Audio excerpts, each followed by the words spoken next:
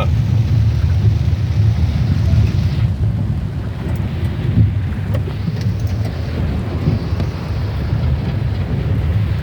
निकलोगे आपको पुलिस वगैरह पकड़ लेगी तो आई थिंक 5,000 का फाइन है। अगर आपके यहाँ पे ऐसा कुछ होता है, गाड़ी का नंबर प्लेट चोरी हो गया, report to the police as soon as possible. तो मैं गया भाई पुलिस स्टेशन। पहले उनको भाई इंग्लिश आती नहीं है, तो you need someone who can translate you everything in Polish. और इनको अभी तक ये बात समझ नहीं आता, ठीक है, I understand the national language is Polish, कोसा रूम, ठीक है। Police station is like a place where यहाँ पे इतने फॉरनर्स रहते हैं, they are pretty sure more than 50,000 100,000 foreigners. English कोई नहीं बोलता है पुलिस स्टेशन में, I don't get it, I am not complaining, ठीक है। मैं अपना एक्सपीरियंस बता रहा हूँ what happened to me. Then I went to the police station, वहाँ भाई नेला ने ट्रांसलेट करा सब कुछ मेरे लिए। हमारे पुलिस ने भाई फॉर्मल जो भी होता है रिपोर्ट वगैरह कि आज एवरीथिंग की क्या हुआ है, गाड़ी का नंबर वगैरह, रजिस्ट्रेशन, मेरा जो भी कार वो भी जो resident card, TRC, passport number वगैरह सब कुछ उन्होंने ले लिया। और फिर उन्होंने बोला I have to go to the उजोन में था यहाँ पे भाई ये गाड़ी का जो भी ट्रांसपोर्ट डिपार्टमेंट है, आपको जाके you have to apply for new number plate. Friday already बीत चुका था एंड सैटरडे संडे यहाँ पे वीकेंड पे सब कुछ बंद रहता है भाई, स्पेशली गवर्नमेंट ऑफिसेज। मैं सोचा भाई ठीक है मंडे को जाऊंगा एंड टुडे इज मंडे, तो अभी 2 दिन ना सैटरडे संडे गाड़ी का नंबर प्लेट था नहीं। It was kind of a risky situation की कुछ भी हो सकता है, कोई गाड़ी वोड़ी टो करके ले जाए या फिर चोरी कर ले, नंबर प्लेट तो है नहीं। तो एक और पॉइंट बता दूं, यहाँ पे नंबर प्लेट चोरी होना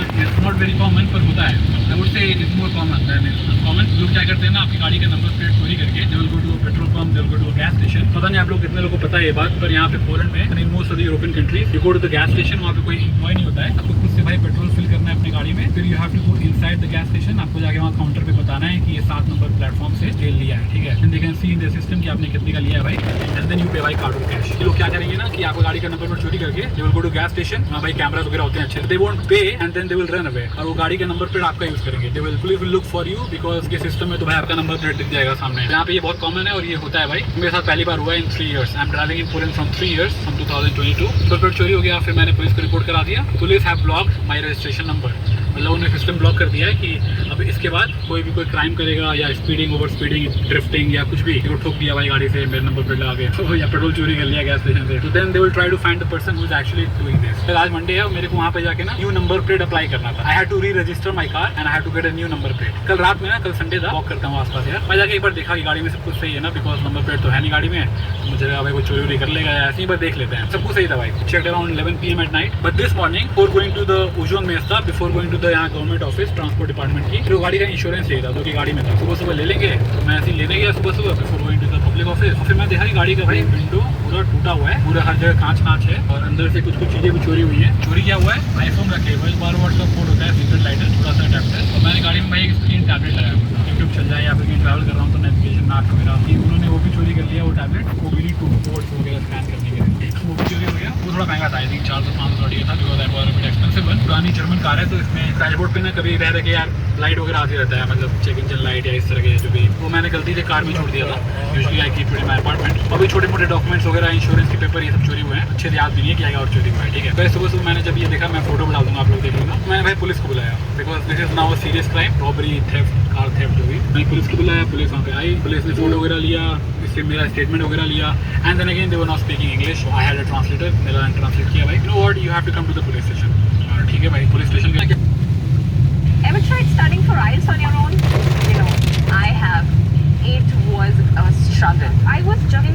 हमारे देश में हर कुछ महीनों में एक ऐसा मुद्दा है, ज्वलंत मुद्दा है, जिस पर बहस छिड़ी जाती है। वो मुद्दा जो हमारे देश के भविष्य के लिए बहुत अहम है।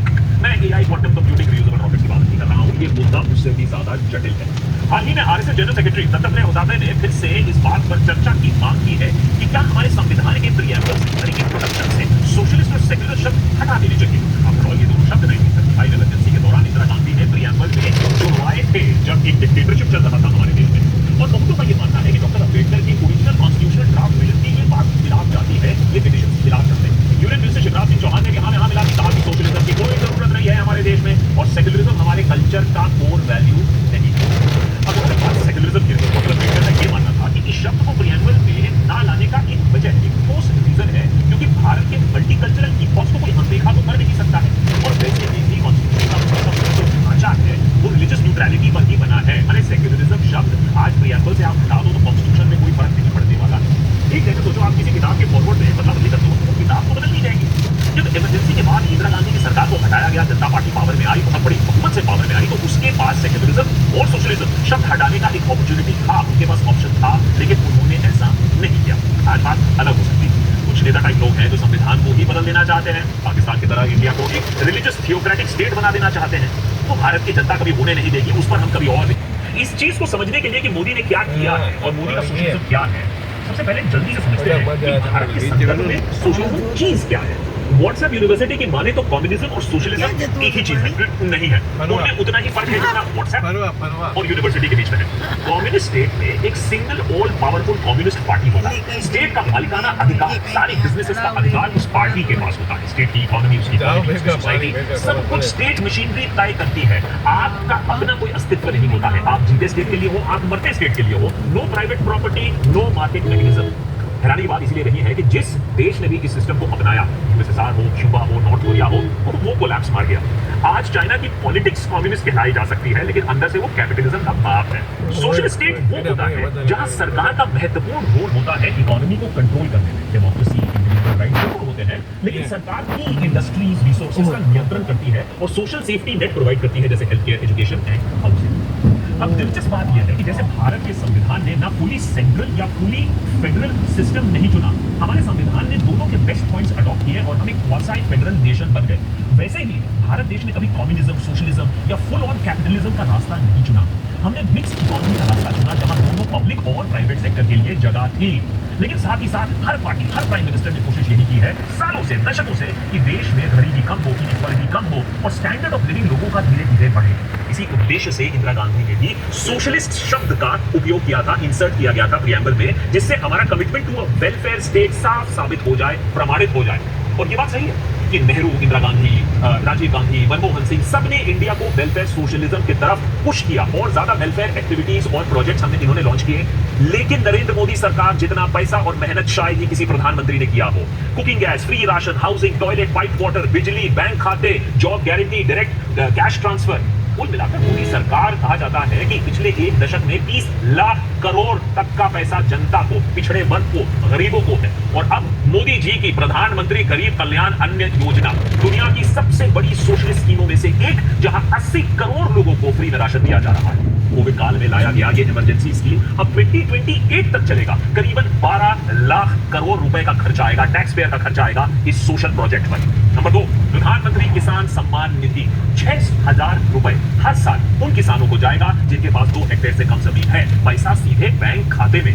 2019 से 2023 के बीच में 2.5 लाख करोड़ रुपए की सोशल वेलफेयर स्पेंडिंग हो चुकी है इस प्रोजेक्ट पर। Number 3, Ayushman Bharat, also known as Pradhan Mantri Jan Arogya Yojana. इसमें सरकार ने दुनिया का सबसे बड़ा इंश्योरेंस स्कीम का टैग दिया है। दावा कर रही है सरकार की दुनिया भर में ऐसा कोई इंश्योरेंस स्कीम नहीं है, सोशल वेलफेयर स्कीम नहीं है। हर परिवार को 5 लाख रुपए का कवर और secondary and tertiary health care, जिसका लाभ 50 करोड़ से ज्यादा कमजोर वर्ग के लोगों को मिल सकता है। 1.13 लाख करोड़ रुपीस का अभी तक खर्चा आ चुका है इसके ऊपर। नंबर बिजनेस लोन के लिए बैंक के चक्कर काटने की जरूरत नहीं है। 20 लाख का लोन पीएम मुद्रा योजना से आपको घर बैठे मिल जाएगा। बहुत सारे बिजनेस वाले आज है 1.13 लाख करोड़ रुपीस का अभी तक खर्चा आ चुका है। लो पॉवर्टी लाइन ग्राहकों के लिए 10 करोड़ कनेक्शन, 1.6 लाख करोड़ का खर्चा। Number 7, fertiliser and agricultural subsidies की अगर हम बात करें तो पिछले एक दशक में सरकार ने फर्टिलाइजर सब्सिडी पे करीबन 10 लाख करोड़ रुपए और एमएसपी प्रोक्योरमेंट पर 18 लाख करोड़ रुपए खर्च किए हैं। ये जो आंकड़े मैं आपको बता रहा हूं, ये अलग अलग गवर्नमेंट डिपार्टमेंट्स के आंकड़े हैं। 19-20 भी अगर हो गया, लेकिन इस पर कोई डाउट नहीं है कि 25-30 लाख करोड़ रुपए टैक्स पेयर का पैसा खर्च किया गया है इन सोशल वेलफेयर स्कीम्स पर। अब इसे आप गरीब कल्याण योजना कह सकते हो, आप इसे सबका साथ सबका विकास कह सकते हो, आप इसे मोदी है तो मुमकिन कह सकते हो, लेकिन है तो ये वेलफेयर सोशलिज्म, जहां सरकार एक जगह से पैसा लेकर उसे रीडिस्ट्रीब्यूट कर रही है। ये क्लासिकल सोशलिज्म का भी एक हिस्सा दिखाती है, जहां सरकार काफी एग्रेसिवली आकर खाना, पानी, घर, स्वास्थ्य का इंतजाम करती है कमजोर वर्गों के लिए। एक क्लासिकल कैपिटलिस्ट सोसाइटी में अगर आप देखें तो लोग पैसा खुद ही कमाते हैं और ये सब का इंतजाम खुद ही करते हैं। उस सिस्टम में, मैंने एक प्योर कैपिटलिस्ट सिस्टम में सरकार का काम होता है देश को आगे बढ़ाना, सुरक्षा पर फोकस करना, नौकरियां बढ़ाना, फिर लोग बाकी काम खुद करते हैं, मार्केट डायनामिक्स इन सब चीजों को मैनेज करता है। लेकिन ऐसा अक्सर नहीं होता है, खास करके अंडर डेवलप्ड और डेवलपिंग नेशन के लिए। और यही आता है the system of welfare socialism, जहां प्राइवेट कंपनीज देश को ग्रो कर रही होती हैं और सरकार फोकस करती है वेलफेयर पर, लोगों की भलाई पर। तो मोदी के वेलफेयर सोशलिज्म का ये मतलब भी नहीं है कि अमीरों का सामान छीना जा रहा है गरीबों को देने के लिए, वो तो कम्युनिज्म हो गया। हमारे मिक्स मॉडल में प्राइवेटाइजेशन भी है, डीरेगुलेशन भी है, मार्केट रिफॉर्म भी है, मैन्युफैक्चरिंग भी है। ये सारी चीजें उतनी ही इंपॉर्टेंट है जहां एक कैपिटलिस्टिक सिस्टम में जितना होता है, लेकिन लोगों की देखभाल की जो जिम्मेदारी है वो सरकार पर आती है। हाँ, ये सवाल आप जरूर पूछ सकते हो कि मोदी ने जो इतना पैसा दिया, ये जो डायरेक्ट कैश ट्रांसफर किया, ये क्यों किया? ये राशन जो फ्री में दिया, ये क्यों देना पड़ा? ये वेलफेयर सोशलिज्म क्यों करना पड़ रहा है? जब ये पैसा हाइपोथेटिकली इतना मोटा पैसा आप infrastructure, research, law and order, capital expenditure में लगा सकते थे, देश आगे बढ़ सकता था। लेकिन शायद ये सब इसलिए नहीं करना पड़ा है क्योंकि आपका make in India, job in India, startup in India, ये सब जुमला ही बनकर रहेंगे। शायद इसलिए क्योंकि जो आपका फोकस था इतने सालों से वो अब्दुल की पंचर की दुकान के ऊपर ज्यादा फोकस था, अपनी फटी हुई चड्डी पर कम था। नतीजा ये हो गया है कि जीडीपी तो बढ़ रहा है लेकिन लोगों की हालत टाइट हो रही है। अमीर और अमीर हो रहा है लेकिन 56% की जो जनता है, सीना तो पता नहीं, जनता है वो सरकार पे अब मांग कर रही है, भीख मांग रही है कि भैया आप ही हमको राशन पानी दो तभी हमें जिंदा रहना पड़ेगा। शायद मोदी ये सोशलिस्ट टैग चाहते भी नहीं थे अपने लिए, लेकिन बन गए और बन रहे हैं। अब ये सवाल मीडिया ने अक्सर पूछा है, हम बता देते हैं इसका जवाब। Who is the greatest socialist prime minister? इसका जवाब अब हमारे पास है। जवाहरलाल नेहरू, देश के पहले प्रधानमंत्री। हर जगह भुखमरी और कोई भी इंफ्रास्ट्रक्चर ना होने का प्रॉब्लम, देश नया नया इंडस्ट्रियल डेवलपमेंट पर फोकस किया जाता है। 1970 में गरीबी 60% तक जो था वो 1984 में घटकर 45% तक आ जाती है। तो धीरे धीरे ही सही काम हो रहा था। मनमोहन सिंह के कार्यकाल के दौरान हमें लिबरलाइजेशन का इंपैक्ट दिखता है पूरे देश पर। जीडीपी 6-7-8% से ज्यादा हर साल बढ़ती रहती है। तो इकोनॉमी,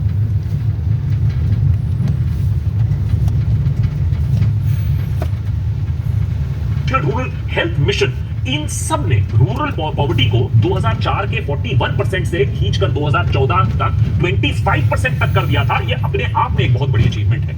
लेकिन फिर मोदी आते हैं सत्ता में। वो हमेशा से ही सोशल वेलफेयर प्रोजेक्ट्स पर यकीन नहीं करते थे। प्रधानमंत्री बनने के बाद ही मनरेगा का खूब मजाक उड़ाया, वेस्टफुल एक्सपेंडिचर कहा, गड्ढा खोदने पर मजाक उड़ाया, कांग्रेस को खरी खोटी भी सुनाई। मेरी राजनीतिक सूझबूझ कहती है कि मनरेगा कभी बंद मत करो। मैं ऐसी गलती नहीं कर सकता हूं क्योंकि मनरेगा आपकी विफलताओं का जीता जागता स्मारक है। आजादी के 60 साल के बाद आपको लोगों को गड्ढे खोदने के लिए भेजना पड़ा। ये आपकी विफलताओं का स्मारक है और मैं गाजे बाजे के साथ इस स्मारक का ढोल पीटता रहूंगा। Flights, hotels, villas, apartments, holiday packages. Make my trip. Travel Key Super App. Download now. See, if you are a weak personality in your office, automatically you will suffer, struggle, and you will see yourself sacrifice. बाजे के साथ इस स्मारक का ढोल पीटता रहूंगा। लेकिन देश की आर्थिक सच्चाई ने और राजनीतिक मजबूरियों के चलते मोदी को मनरेगा को न कि जीवित रखना पड़ा बल्कि उसमें भर भर कर और भी पैसा लगाना पड़ा, उसे और भी बढ़ाना पड़ा, एक्सपैंड करना पड़ा ताकि ग्रामीण इलाकों में कम से कम लोगों के पास कुछ रोजगार हो। उसी के साथ आने वाले सालों में मेगा स्केल पर जो प्रोजेक्ट्स इंट्रोड्यूस किए गए, प्रधानमंत्री गरीब कल्याण अन्न योजना, आयुष्मान भारत, आवास योजना, पीएम किसान जनधन योजना, स्वच्छ भारत, उज्ज्वला योजना, मोदी का makeup India, stand up India, startup India, पता नहीं उसका क्या होगा। लेकिन मोदी के जो सोशल वेलफेयर स्कीम्स हैं शायद वही उनकी लेगेसी बन जाए। आने वाले सालों में मोदी को एज अ सोशलिस्ट लीडर ही लोग याद रखें। इसमें कोई डिबेट नहीं है कि नेहरू ने हमारे देश की डेमोक्रेटिक सोशलिज्म की नींव रखी, इंदिरा गांधी ने उस पर वेलफेयर सोशलिज्म का ढांचा बनाया, मनमोहन सिंह सरकार ने मनरेगा और फूड सिक्योरिटी जैसे लैंडमार्क वेलफेयर स्कीम्स इंट्रोड्यूस किए। लेकिन मोदी के जो सोशल वेलफेयर स्कीम्स हैं, जो उसकी एक इमारत खड़ी की गई है, उसका जो स्केल है वो काफी ज्यादा है पिछले प्रधानमंत्रियों के तुलना से। अब इसके पीछे उनकी सोशलिस्ट विचारधारा भले ही ना हो, वो आपको भी मालूम, मुझे मालूम है, मंशा पॉलिटिकल ही हो, लेकिन काम सोशलिस्ट नेताओं से भी ज्यादा हुआ है। इसीलिए आज मोदी सरकार इस बात का डंका बजा रही है कि उसने 270 मिलियन लोगों को पॉवर्टी से बाहर निकाला है। यह सिर्फ इसलिए मुमकिन हो पाया है क्योंकि मोदी सरकार ने भर भर के सोशल स्पेंडिंग किया है, वेलफेयर पर फोकस किया है। तो इस बात पर तो कोई डिबेट नहीं रह गई कि मोदी ने सोशल स्पेंडिंग में रिकॉर्ड ताबड़तोड़ स्पेंडिंग की है। नेहरू और Indira Gandhi social welfare model को चैंपियन जरूर करते आए हैं, लेकिन आरएसएस अब सोशलिज्म शब्द को ही प्रीएम्बल से हटाना चाहती है क्योंकि आज के डेट में सोशलिज्म एक गंदा शब्द हो गया। It's a dirty word.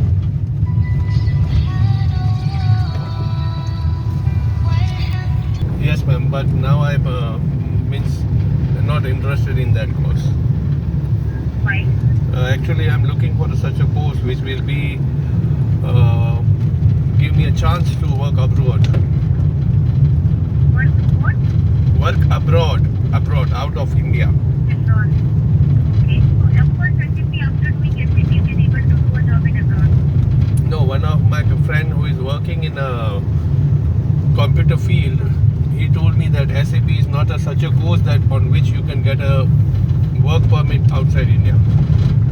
But check about SAP. Like, Google, you will get proper answer, right? Yes, SAP is an international software. SAP is direct from Germany. So, Okay. SAP is